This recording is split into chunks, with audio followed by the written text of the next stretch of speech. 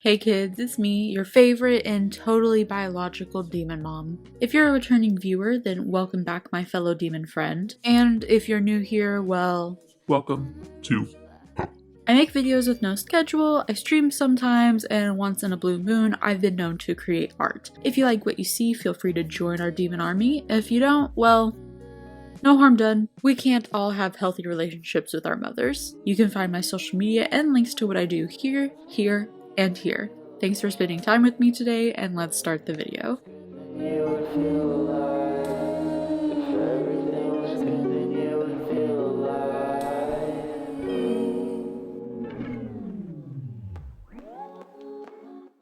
So I saw this TikTok on my mutual Goss's Instagram story. She has a store and an Instagram, check her out. But basically, this TikTok is this guy talking about the male gaze in video games. Now, quick little disclaimer here, I'm gonna save a lot of dude bros and a lot of time and let you all know that no, not attacking this guy who made the TikTok. He was honestly really close to getting the point, so I have to commend him. He was like on the cusp of getting the point. But I don't know this dude, I don't have any Kobe beef with this dude, other than some of his videos being a little tone deaf on the topic of feminism and women's rights. I genuinely hope he's having a great day wherever the hell he is and whatever the hell he's doing. Point B, do not try to explain to me, a woman, what the male gaze is. Even if you think you're adding on to the video, even if you think you're bringing up a great point, do not try to explain to me, a woman in this industry of art and gaming, what the male gaze is. I understand what it is, I know what it is, thank you. Point 3. This is not a debate about feminism or women's rights because it's 2022 and we've got more things to worry about in this world, so take that shit to your shitty Reddit thread, okay?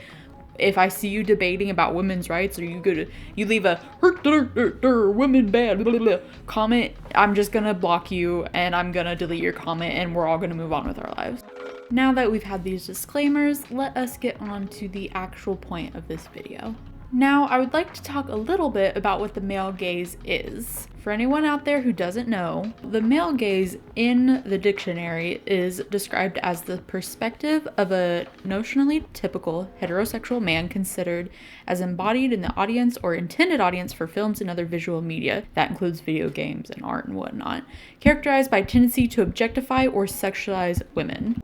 It is also described as, in feminist theory, the male gaze is the act of depicting women in the world in the visual arts and in literature from a masculine, heterosexual perspective that presents and represents women as sexual objects for the pleasure of the heterosexual male viewer. If you have never heard of the male gaze before, or have never heard the term, it's mostly categorized and represented by comic book poses. There was a little bit of time on the internet where people were comparing the way that women superheroes were posed in comic covers and comic books in general compared to the way that men were posed. A big argument against this is that the superheroes that are female are either stronger or the same amount of strength as the male superheroes in the comics. So why are the women being posed sexually and the men are not? And that's not really a conversation saying that the men should be posed sexually in comic books and that men should be sexualized, but it's about separating the character of a woman for, is she there because she is a woman and she's powerful and strong, or is she there because she's just, bait to be sexualized? This is also in commercials, TV, movies, pretty much any media that you can imagine has aspects of the male gaze implemented into it. But today we're focusing on specifically video games and a little bit of the art community as well. Now that we've explained that a little bit, let's get into this TikTok. Now, here's the TikTok that I saw on my mutual story that really inspired me to make this video. And the fact that if you YouTube search the male gaze, specifically in the realm of the gaming community, it's mostly men talking about it and one woman who looks like there's a man with a gun behind the camera.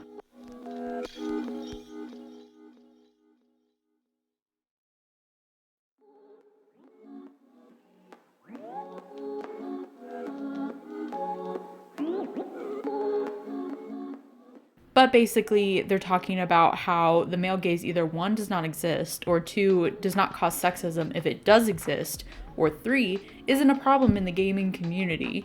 And I do want to touch base on this a little bit. Segue alert. There's a lot of segues. This whole thing is one arching web where I make multiple points across different fields. But this is a widely studied topic, been here for a while. Here's an article from 1975, and I find it interesting that a lot of the POVs of this discussion topic, at least specifically on YouTube, is men talking about it. And the comments of these videos are mostly more men agreeing with the male YouTuber that the male gaze is made up or exaggerated or whatever.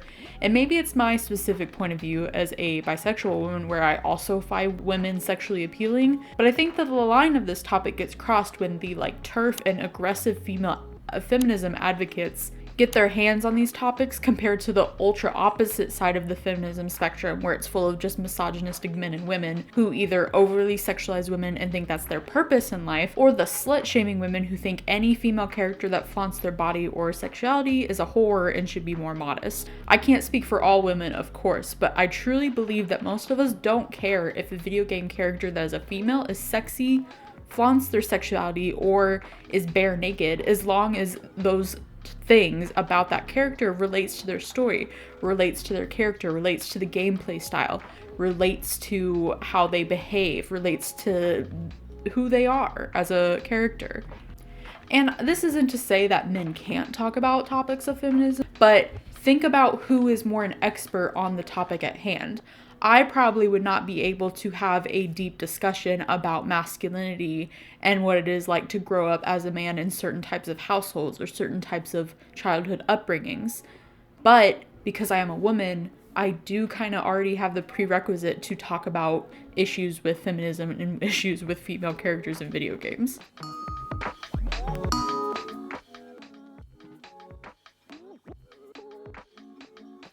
So at this point, everyone's already pointed out how male game designers like to heavily cater to the male gaze when designing female characters a lot of the time. So I'd like to highlight an example where they did the opposite. This is an early concept design for Aloy from Horizon Zero Dawn. Now the developers call it a more illustrative and expressive style, but let's call it what it is. Male gazy and very e-girly. Here are some more of the character designs that they were tossing around at that point in the process. I mean, it's not the worst thing I've ever seen, but it's also it's clearly trying to sex her up. It's clearly trying to sex her up. It's clearly trying to sex her up. It's clearly trying to sex her up. It's clearly trying to sex her up. It's clearly trying to sex her up. It's clearly trying to sex her up. But the design they actually ended up going with, the one that you play in the game, looks like this. It's absolutely night and day the way this looks like an actual real human being. This doesn't look like a Disney princess, it doesn't look like a Barbie, and it certainly doesn't look like an anime girl.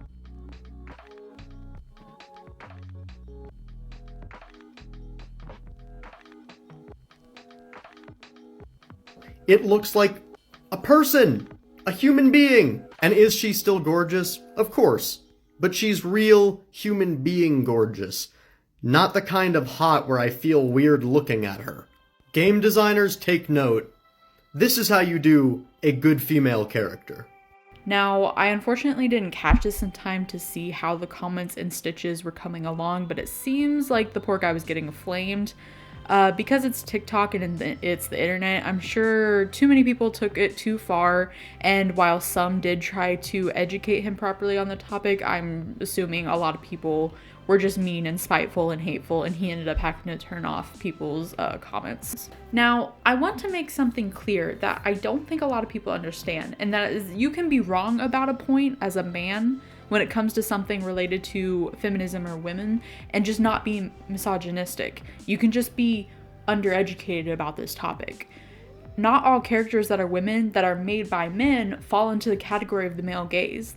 The male gaze, in my opinion, is just an umbrella term to describe an overly sexualized female character that is being sexualized with no point. She is being hypersexualized to benefit someone else's agenda to make her sexualized. And it has nothing to do with her character, it has nothing to do with how she behaves, her fighting style, anything. She's just half naked and sexy to be half naked and sexy. He even got it right at the end when he started talking about Aloy's design. And like I said earlier, he was so close. But when he started talking about Aloy's design being the anti-male gaze, he was kind of right. He is right. Aloy does not fall into the category of a character that is specifically designed with the male gaze leading this design. Some others that count are not her specifically, but Senua, Metroid, and some more feminine characters like Zelda. Honestly, the issue of him talking about the male gaze as the point of view as a man is that he's talking about Aloy being more versus less feminine. When we're talking about the male gaze, it's in terms of over-sexualization. Here's me talking about this situation a little bit more in detail with a friend. I didn't want to repeat myself, so I'm just adding it here. His last half of the video was a good solid point, but the first part was absolutely missing the point. He thinks the male gaze has to do with the attractiveness of a character when it has to do with over-sexualization. A woman in a game can be sexy, but is she sexy because it's a part of her personality and character, or is she sexy because the male developers wanted her boobas to bounce when she runs? Does she have revealing armor because she can transform into a beast, i.e. why the Hulk is shirtless with just shorts on, or is it revealing because the male developers or designers wanted to see her ass and body more? He was so close, but the problem is we women see the male gaze in video games as the over-sexualization that takes away the female character's power. Is she sexy because the character chooses to be, or did you throw her in a scandalized clothing item and call it a day? He was referring to the male gaze in his eyes as a male, which means he was looking at it in terms of levels of attractiveness. When women talk about the male gaze, we're referring to being objectified and sexualized when we don't need to be. Aloy in the concept art is not sexualized in the male gaze, quote unquote. She's just a younger, more generic version of what Aloy would turn out to be. Other than the face and hairstyle, that's pretty much what Aloy looks like in the game. So that's why he took the male gaze to mean making a woman overly attractive and appealing, Aloy's concept art versus her in-game model, when we really talk about the male gaze, sexualizing Aloy like if she was in a bikini in winter the whole game. And I was excited to make a video about this topic. When we talk about a female character, and we're talking about the male gaze, by we I mean women, we are talking about, is this character being hypersexualized for no reason other than to benefit men? But when men are talking about the male gaze, they are talking about it as a spearhead of, is this a character attractive to me or not?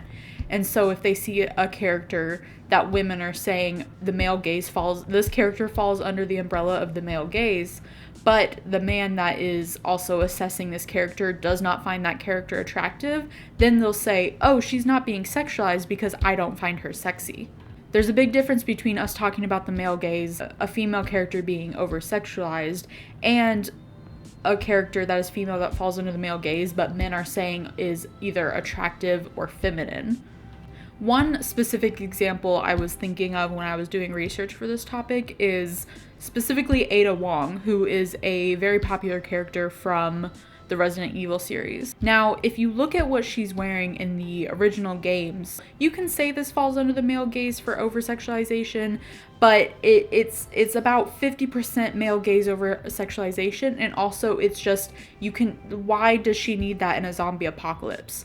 Why does she have like a sexy dress with heels and like a leg sticking out like Angelina Jolie? That's what we're talking about when we're talking about over-sexualization. She's in the zombie apocalypse. She doesn't need to be dressed like this. This is a more appropriate costume for a zombie apocalypse. I don't want to get into the details and like the really in-depth conversation of like men who don't know how to write women. Ada Wong can be sexy and also not be over-sexualized. Like Ada Wong is a sexy character. She's cool, she's mysterious, she's really elusive.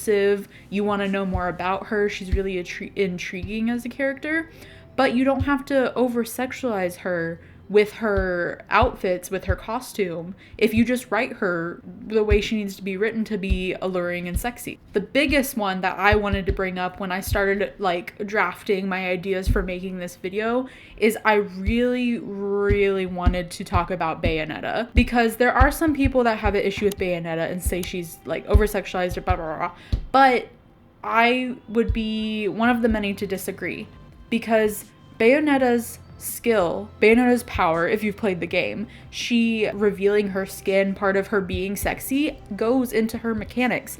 And she was designed by a woman. She knows she's sexy. She owns that. She doesn't over-sexualize herself, and she doesn't let other people sexualize. It is a powerful, strong female lead in a video game. And the part of her being sexy goes into her game mechanics. It goes into her fighting style.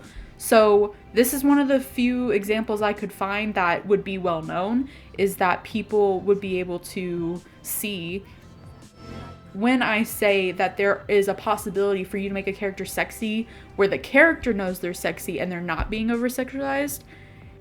I knew I had to mention Bayonetta. Another example I wanted to think about, specifically when it comes to boob mechanics. Don't worry, this is not going to be a long conversation, but why did in the haunting ground, why did this bitch's tits need to jiggle like this in the haunting ground? It is a horror game. It is a horror game about a woman running for her life. And they make it very clear in this game, she is weak. She is a weak character. You can't really fight in this game. You can't really do much in this game. Her character is designed that she is a soft, frail woman. She is a girl who doesn't get into combat. So why would her tits need to have jiggle mechanics? Why would they need to over-sexualize her in certain parts of the game? Why are cutscenes and certain plot devices all about impregnating her and sexualizing her? This is the difference. When you look at Bayonetta, I mean, I know these characters aren't real, but say Bayonetta and this girl from the haunting ground, I don't remember her fucking name. Say Bayonetta and this girl from the haunting ground were real people. Bayonetta would own her sexiness. She knows she's sexy. She understands that sexiness is a part of her mechanics and a part of her gameplay. There is no reason for this woman's titties to be bouncing like this in this game. Sorry, my rant about the haunting ground is over, but if I could compare this to any reverse situation that might help other people understand it a little bit more, especially if you are not a woman or identify as a woman, if I could compare it, it'd be like me talking about the over-feminization and sexualization of gay men, or the obsession, infantilization, over-sexualization of Asian men and women. If I just called attention to these things, that they exist, that would be fine. But I think this guy's main issue with his TikTok was him getting wrong was what the male gaze is, which is not really the discussion of whether a woman is feminine or attractive. It has to do with over-sexualization. But I think that's why men have a problem with talking about topics like this, is because they think that if they do not find a woman character attractive, then they're not being over-sexualized. Ugly is a really subjective term, but the male gaze could fall on a non-conventionally attractive woman and still fall into the realm of the male gaze. If Aloy was running around in a bikini the whole time, but still had her same powers, still had her same character, all of that, it would still fall under the male gaze, because there's no reason for her to be wearing a bikini in the middle of winter in Colorado. It's all about perspective. And how does that sexualization of the character affect who she is? Is she sexualized by the male gaze in a way that she doesn't need to be, especially if it doesn't match her personality or character? Or is she sexy, she owns that she's sexy, and she's fun, and it's fun that she's sexy because she uses it to her advantage? Anyway, this isn't a big deal. It's just funny that he tagged his video feminism, shut off the comments, and a lot of women were telling him that's not what we mean when we complain about the male gaze and video game characters, and he kind of didn't want to hear that. This links back to those videos of men I found on YouTube saying the male gaze doesn't exist, just play video games, it's just a game. Yeah, to you. To you, it is just a video game. Not to girls whose self-worth and how they view themselves are wrapped in the hypersexualization of video game characters, movie characters, advertisements, animes, etc. So you're right, it's not a terribly big deal to you, but to someone out there, it might be. That's gonna be it for today. Thank you so much for watching the video. Like and subscribe if you'd like. And you know what? I hope you all have a great day. And if you haven't already, go play Bayonetta. Bye. Bye. Bye.